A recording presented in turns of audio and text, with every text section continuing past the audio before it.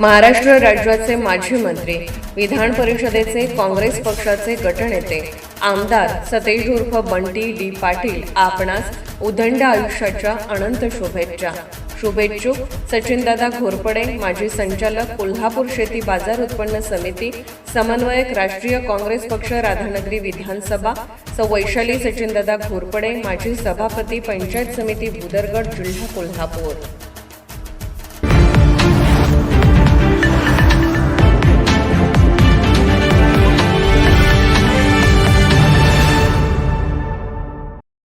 आजच्या काळात जैवतंत्रज्ञानाचे महत्त्व अतिशय वाढले असून औषध निर्मिती, कृषी, पर्यावरण संरक्षण आणि औद्योगिक क्षेत्रात प्रभावीपणे वापरले जात आहे. भविष्यातील करिअरसाठी या क्षेत्रात कौशल्य आधारित आणि संशोधनाभिमुख दृष्टिकोन विकसित करणे अत्यावश्यक आहे, असे प्रतिपादन ख्यातनाम संशोधक डॉ. एस.आर. यादव यांनी केले.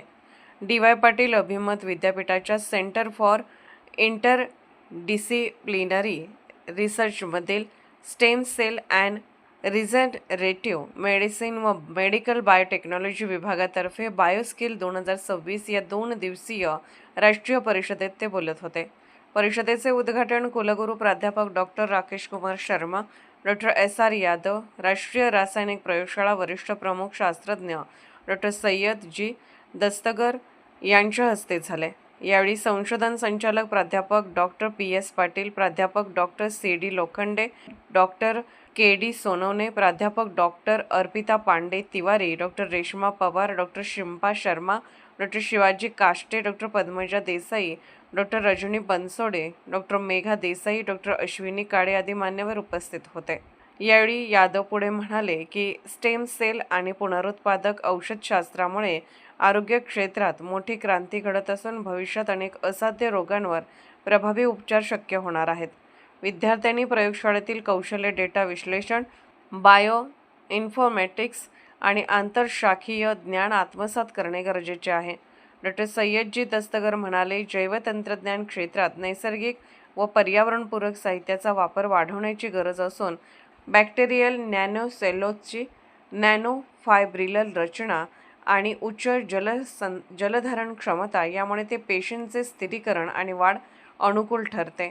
त्यामुळे वैद्यकीय औषध निर्मिती, उतक, अभियांत्रिकी तसेच अन्न व पॅकेजिंग उद्योगात त्यांचा व्यापक वापर होऊ शकतो.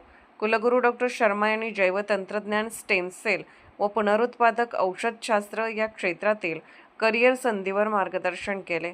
त्यांनी या क्षेत्रातील संशोधन, आरोग्यविषयक उपयोग आणि भविष्यातील रोजगाराच्या संधीचा आढावा घेतला. परिषदेत एकूण 10 महाविद्यालयांमधून 130 प्रतिनिधी उपस्थित होते. कुलपती डॉ. संजय डी. पाटील, संस्थेचे उपाध्यक्ष आमदार सतेज डी. पाटील, विश्वस्त ऋतुराज पाटील, पृथ्वीराज पाटील यांचे मार्गदर्शन लाभले. कोल्हापूरहून दर्पण न्यूजसाठी अनिल पाटील. निर्भीड बेधडक बातमीसाठी दर्पण न्यूज चॅनलला लाईक करा, शेअर करा, सबस्क्राईब करा. मुख्य संपादक अभिजित रांजणे, दर्पण न्यूज.